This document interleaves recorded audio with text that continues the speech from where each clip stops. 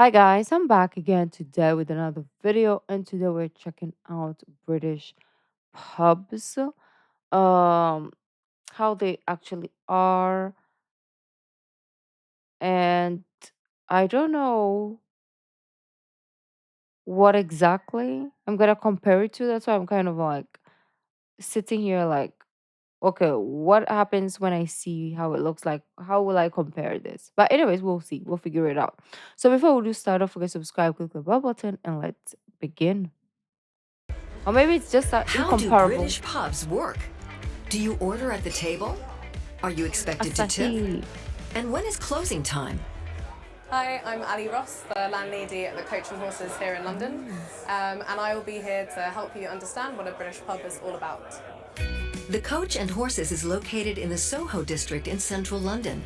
Many of its patrons stop by in the afternoon, right after work, mainly on Thursdays or Fridays. There's a sense of a community in a British pub. It's a social thing where people can interact and let their hair down, relax. It's like an extended family. It's quite a British thing. Any opportunity you can do, you go to the pub. So what should foreign visitors know before they go?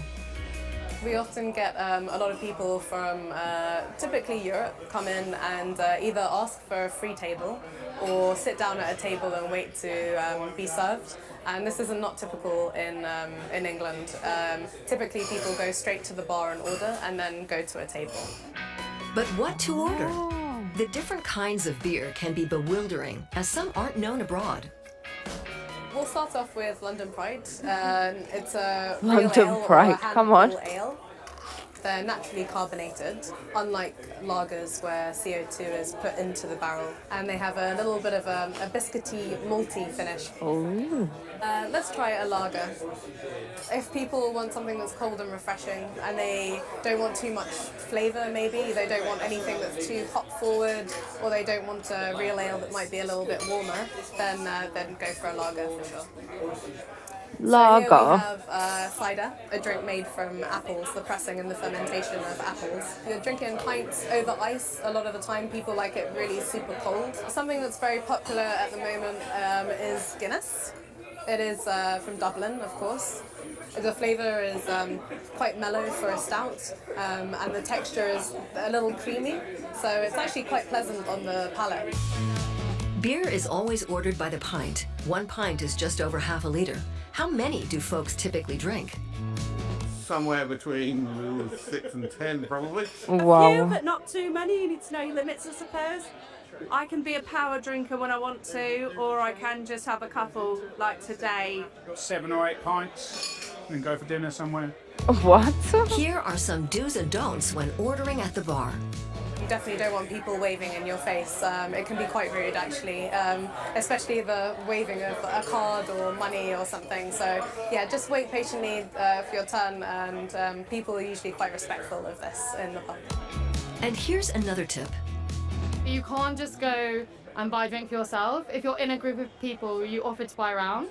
And if you don't, that stays with you for a long time. Oh, You yeah. are remembered as the person who doesn't do that. Yeah, and you're known as cheap and it's bad. Britain boasts around 45,000 pubs, many with a long and storied past. In London, John Warland of Liquid History Tours shows visitors these pubs and explains their functions in British society. The need for warmth, shelter, food, companionship as a meeting place is probably 2,000 years old in the format we know today. A lot of the pubs we visit are probably I think British pubs will be great for pub crawl. Maybe that's where it came from, to be honest, because I it has like the elements of the beers, the culture, the mingling. Because some pubs, I said I didn't know how to compare this, but some pubs you go in, it's just quiet. People are like to themselves. They're not necessarily like interacting. So I feel like the British pubs are more like engaging, making friends, talking. Like there are some people just holding their beer and outside because there are no seats inside, I assume. So they're outside just drinking their beer and they're having fun. The Victorian era when they probably hit their heyday, so that kind of stems from the mid 1800s. Pub is short for public house, meaning a place that's open to everybody. The best thing about a pub is it's welcome to everyone. Young, old, rich, poor. You could be the CEO of a finance bank, or you could be a guy who's been cleaning the streets. For anybody who can walk through the door, pay for the price of a humble pint of beer, you can share the same space. Also typical for a British pub, many of the regulars live nearby and the atmosphere is informal. That's also reflected in the decor. So typically in British pubs, you'll find a lot of wood and then a mixture of textures as well. So like here, we've got an Axminster carpet, and the carpet sort of adds elements and an extension of the home, somewhere that's made for comfort, and yeah, just a little bit more sort of familiarity maybe that you might find from your home. Something else to note, in pubs, you generally aren't expected to tip. A lot of our regular customers often buy the team drinks, but I think, you know, places like America, the tipping policy over there is completely different to how it is here. So if we're offered a drink, then we'll just pop it on their bill, charge them accordingly, and just print the receipt and leave it for later. So we've got just a lot of receipts up there. Anyone who comes to a pub should also know when it's time to go. 20 minutes to 11, we'll ring the bell for last orders and shout that out, last orders. And then again at 11 o'clock to mark the final closure, we'll ring the bell again. Guests aren't particularly always happy to leave. Obviously you want to continue the party, but typically they'll, you know, finish up their pints promptly and be on their way. What's it like where you live? Where do you go to socialize? And what do you drink while you're there? Tell us in the comments. Aw. Yeah. Back in college, we do have similar, not really. Most of the pubs here are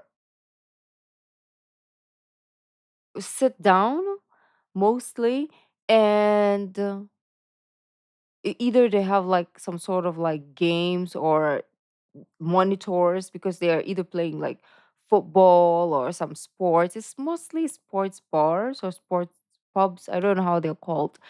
Or there's something to do in them. Like you can play darts, you can play pool.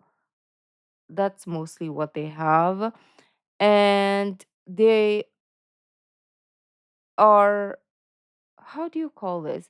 They're kind of like copied from British pubs as well, sort of. I'm not necessarily sure, but most of the ones that we have here mostly borrowed from British pubs or Irish pubs, you know.